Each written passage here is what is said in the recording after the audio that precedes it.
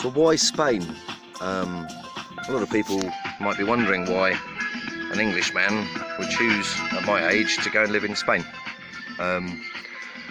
You're looking at a whole rack of ribs here for €3.22. That's one starter. You're looking at 29 cents a can for organic pure German lager, 5%.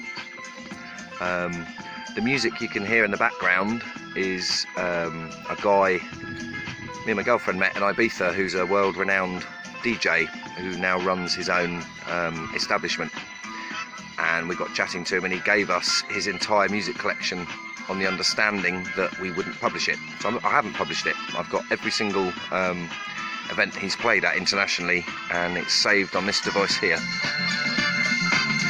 and that comes out when we sit outside usually. Air blower for the barbecue. Now, Korean barbecue sauce, probably the best invention for pork that you've ever seen in your life or tasted. This stuff is brilliant, so give it a good splash on. So quality of life here is, or has been, absolutely fantastic. From the food to the music to the kind of people we've met, although I must admit the best people we've met have been international people. So what that says for the local situation, I don't know. So that's the quality of life aspect for living here. As my regular subscribers will know, we're not set up permanently here, so this is we had a lovely brick barbecue grill with an oven, porter, chimney, and we had to tear it down to move things out. So this is our old antique grill barbecue, and to be honest with you, it's the best barbecue I've ever owned.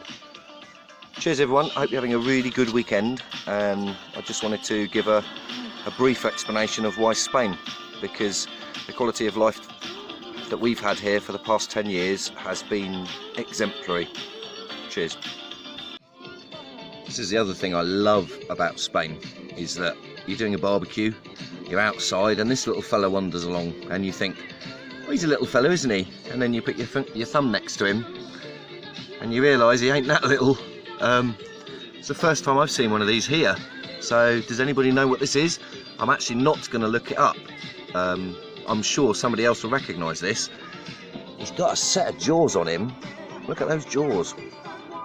And he's big. That isn't exaggeration.